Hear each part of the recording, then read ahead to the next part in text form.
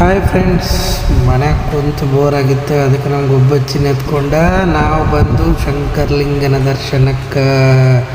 ನಮ್ಮ ಗುಬ್ಬಚ್ಚಿಗೆ ಗರ್ಭಗುಡಿ ಒಳಗೆ ಹೋಗಿ ಲಿಂಗದ ದರ್ಶನ ಮಾಡಿಸ್ಕೊಂಡ ಹಂಗೆ ಹೊರಗೆ ಬರಬೇಕಾದ್ರೆ ಗಣೇಶನ ದರ್ಶನ ಮಾಡ್ಕೊಂಡ್ವಿ. ಅಲ್ಲೇ ಪಕ್ಕದಲ್ಲಿರುವಂಥ ದತ್ತ ಮಹಾರಾಜರ ದರ್ಶನ ಮಾಡಿಸಿದ್ವಿ.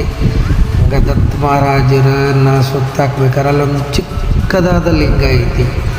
ಅದಕ್ಕೆ ನಮ್ಮ ಗುಬ್ಬಚ್ಚಿಗೆ ಹಣ್ಣಿಗೆ ಹಚ್ಚಿ ದರ್ಶನ ಮಾಡಿಸಿದ್ವಿ. ಎಷ್ಟು ಖುಷಿ ಆಯ್ತು ನೋಡು. ಅಲ್ಲಿಂದ ಮುಂದೆ ಬಂದ ಮಾರ್ಕಂಡೇಯನ ದರ್ಶನ ಮಾಡಿಸಿದ್ವಿ. ಗುಡಿ ಸೂಪರ್ ಐತ್ರಿ. ಗುಡಿ ಒಳಗೆ ಇರುವಂಥ ದೇವರು ಪ್ರತಿಯೊಂದೆಲ್ಲ ಮಸ್ತ್ ಅದಾವು. ನೀವು ಹೋಗ್ರಿ, ಶ್ರಾವಣೊಳಗೆ ದರ್ಶನ ಮಾಡ್ಕೊರಿ.